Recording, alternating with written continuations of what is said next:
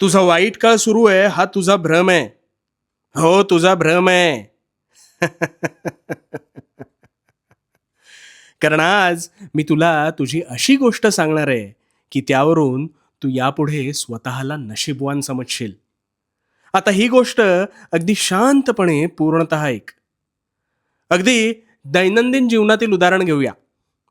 उद्या पाणी टंचाई निमित्त पाणी निव्वळ 2 तास येईल ही सूचना वाचल्यानंतर ज्या गृहिणीला ना पाणी भरून संपूर्ण काम आवरायला 4 तास लागायचे, ते काम तिच्या नकळत तिने 2 तासांच्या आत हे पाणी जाण्याआधी कसे पूर्ण केले हे तिचं तिलाच कळलं नाही. आता तू म्हणशील, याचा तुझ्याशी काय संबंध? आहे ना, संबंध आहे. तुझ्यावर अल्पावधीत असेच काहीसे संकट येते आणि हे संकट आलं की तू आधी निराश होतोस. ह्यातून मी कसा बाहेर पडणार हा विचार करता करता तू त्यातून हातपाय मारत तुझ्या नकळत कधी बाहेर पडतोस हे तुझं तुलाच कळत नाही.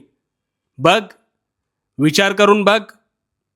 आता हा वाईट काळच तुझा आळशीपणा संपवतो. हा वाईट काळच तुला समाधानी प्रवृत्ती शिकवतो. अरे, हृदयाचा आलेख सुद्धा खाली जाऊन मग वर जातो, हे तू विसरलास का रे? मुळात जेव्हा जेव्हा तू संकटात सापडलास तेव्हा तेव्हा त्या संकटांविरुद्ध लढण्याची ताकद सुद्धा तुझ्या नकळत ह्या वाईट काळामुळेच निर्माण होते. आणि तू काय करू शकतोस याबाबत तुझ्या सहनशीलतेच्या जोरावर तुला स्वतःची खरी ओळख गवसते. ही जी संकट आहेत ना, ही तुला तुझी खरी ताकद दाखवून देतात. तुझ्या आयुष्यातल्या या चढ उतारांमुळे तुला सुखाची खरी किंमत कळते. अरे, जर दुःखच नसतं तर तू कशाच्या शोधात भटकला असतास? म्हणून म्हणतो म्हणून म्हणतो जरा मागे वळून पहा. तुला चांगला काळ घडवत नाही, तर वाईट वेळ घडवते. कारण वाईट काळ काही दिवसात संपतो, म्हणूनच चांगल्या काळाला महत्त्व प्राप्त होतं.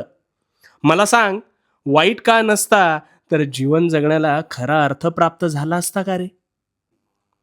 आता ही सुद्धा वेळ तुला एक नवीन शक्ती प्रदान करून टळून जाईल. फक्त वादळासमोर शांत उभा राहा. कारण भिवू नकोस. भिवू नकोस, मी तुझ्या पाठीशी आहे.